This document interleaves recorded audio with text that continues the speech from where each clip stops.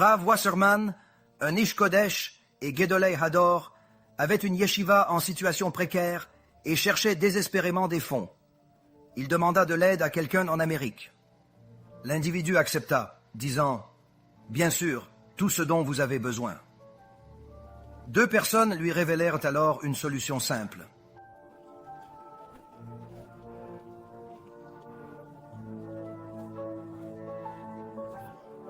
Son nom est Philip Goldman. Son véritable nom, son nom juif, est Pinchas. Mais Pinchas est devenu Philippe. Pourquoi? Pinchas était un talmide, étudiant, dans la classe du Rav Elkonon Wasserman. Ils ont grandi ensemble. Mais après qu'il a quitté la yeshiva, il a également abandonné la Torah, puis il est entré dans le monde des affaires. Le Satan lui a donné une fortune et il a connu un succès colossal dans le secteur du textile, de l'habillement.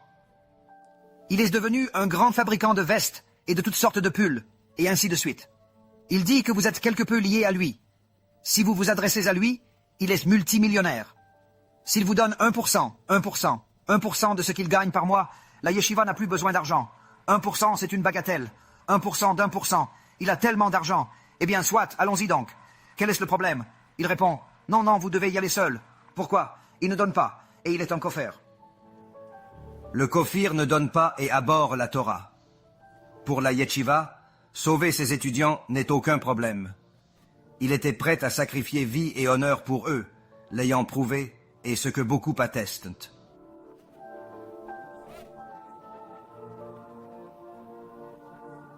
Lui, il l'a fait. Il appela Philippe à son bureau. Philippe, surpris, répondit.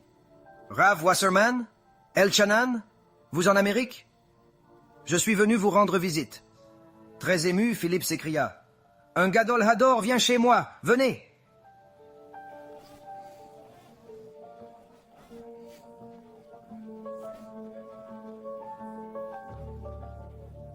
Il se rend à son grand bureau.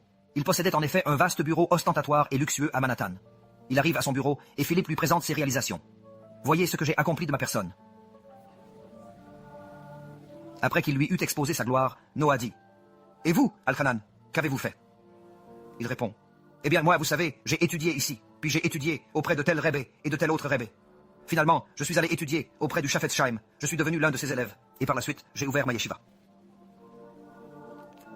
Et ma yeshiva compte un nombre significatif d'élèves, et il constate alors, sur le visage de Pinchas, que ce dernier, à cet instant précis, commence visiblement à éprouver un profond sentiment de dégoût de soi. Pourquoi? Parce que Pinchas constate que sa réalité est celle-ci, mais qu'il n'a pas de Torah. Il était dans la même classe que lui, mais il n'a pas de Torah. Alors Pinchas répond, « Fort bien. Alors pourquoi êtes-vous venu? Pourquoi êtes-vous venu en Amérique? Parce que je suis venu vous voir. Pourquoi êtes-vous venu me voir? C'est impossible. Vous êtes venu de l'État, jusqu'ici, uniquement pour me voir. Eh bien, je vais vous dire la vérité. Ma veste. Ma veste, l'un des boutons de ma veste, se détache légèrement. Oui, il se détache légèrement. Et si d'aventure quelqu'un venait à constater la chute de ce bouton, ce serait comme si Reb Philippe me regardait et s'exclamait « Le bouton! Regardez, il se détache. Venu de l'État pour ça? Oui? » Il rétorque « Je ne suis pas un sot. Le bouton se détache, c'est un Shilul Hashem. Quelqu'un peut-il m'aider avec ce bouton? » Il répond oui et dit à l'un de ses employés «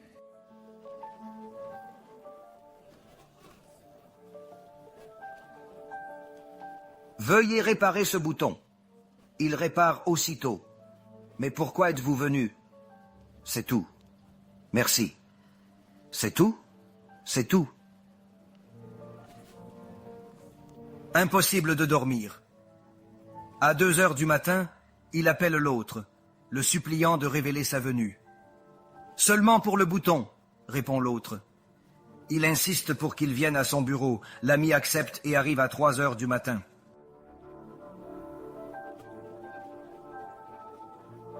À 3 heures du matin, Doladora arrive à son usine à Manhattan. Il lui dit « Dites-moi, pourquoi êtes-vous venu, Rav? Je vous en prie, dites-moi, pourquoi êtes-vous venu? Ce n'est pas possible. Je ne suis pas un sot, je ne suis pas un imbécile. Je vous connais depuis de nombreuses années. Vous êtes un homme avisé. Vous avez voyagé 2 semaines en bateau. Vous êtes venu de si loin, de l'endroit où vous étiez, jusqu'aux États-Unis, au Bronx, à Manhattan, jusqu'à moi, pour que je répare le bouton. Il répond, « Oh.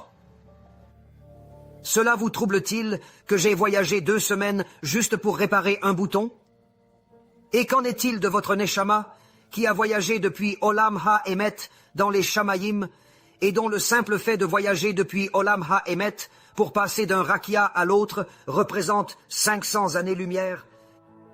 Et pour passer d'un rakia à l'autre, c'est encore 500 années-lumière. Et pour aller du suivant, ce sont 1000 années-lumière. Et pour aller jusqu'au Kisei Hakavod, cela représente toutes ces années-lumière, encore 3500 années-lumière. Vous êtes venu d'où se trouve Hachem, du Kisei Hakavod, jusqu'ici. Dans quel but? Pourquoi êtes-vous venu ici? Pour fixer un bouton. Parce que c'est ce que vous faites. Je suis donc venu vous aider à fixer un bouton. L'homme a commencé à me fixer du regard, l'air interloqué.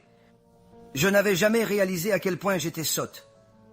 Ma Neshama, qui m'a été donnée par Hachem Yitbarach, est venue de Olam Haemet, a parcouru des milliers d'années-lumière, une distance immense, pour arriver ici, en ce monde, et tout ce que j'accomplis, toute ma valeur, mon but, se réduit à fixer un simple bouton.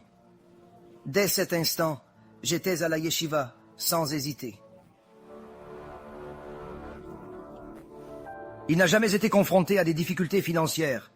Quant à cette personne, elle a accompli la teshuva. Pourquoi?